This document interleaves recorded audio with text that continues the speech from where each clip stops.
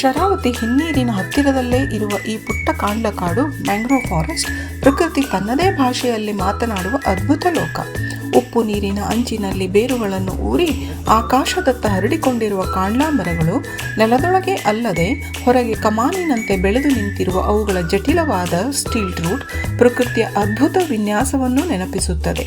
ಕಾಡಿನೊಳಗೆ ನಿರ್ಮಿಸಿರುವ ಮರದ ಪಾದಚಾರಿ ಮಾರ್ಗವು ಮಾನವನಿಗೂ ಪ್ರಕೃತಿಗೂ ಮಧ್ಯೆ ಇರುವ ಮೃದು ಸಂಬಂಧದ ಸಂಕೇತ. ಈ ಕಾಡಿನ ಮೌನ, ತಂಪು ಗಾಳಿ ಮತ್ತು ಹಸಿರು ನೆರಳನ್ನು ಹೃದಯ ತುಂಬಿಕೊಂಡು ನಡೆಯುವುದೇ ಅಪ್ಯಾಯಮಾನ ಅನುಭವ. ಕಾಂಡ್ಲಾ ಕಾಡುಗಳು ಸಮುದ್ರದ ಅಲೆಗಳಿಂದ ಕರಾವಳಿಯನ್ನು ರಕ್ಷಿಸುವ ರಕ್ಷಾ ಕವಚ. ಸಮುದ್ರದ ಏರಿಳಿತಗಳಿಗೆ ಅನುಗುಣವಾಗಿ ಇಲ್ಲಿಯ ಜೌಗು ಜಾಗದ ಮೇಲೆ ನೀರು ನಿಲ್ಲುತ್ತದೆ. ಅನೇಕ ಪಕ್ಷಿ, ಮೀನು, ಕೀಟಗಳ ಸಂರಕ್ಷಿತ ಆಶ್ರಯ. ಮರಿಮೀನು ಏಡಿಗಳಿಗೆ ನಿಸರ್ಗ ನಿರ್ಮಿತ ನರ್ಸರಿ. ಪರಿಸರ ಸಮತೋಲನದ ಮೌನ ಸಂರಕ್ಷಕ. ನಿಶಬ್ದದಲ್ಲೇ ಶಕ್ತಿ ಅಡಗಿರುವ ಪ್ರಕೃತಿಯ ಪಾಠಶಾಲೆ. ಈ ಕಾಂಡ್ಲಾ ಕಾಡಿನ ಎದುರಿನಲ್ಲಿರುವುದೇ ಹೊನ್ನಿನಂತೆ ಹೊಳೆಯುತ್ತಿರುವ ಹೊನ್ನಾವರದ ಅರಬ್ಬಿ ಸಮುದ್ರ, ಈಕೋ ಬೀಚ್.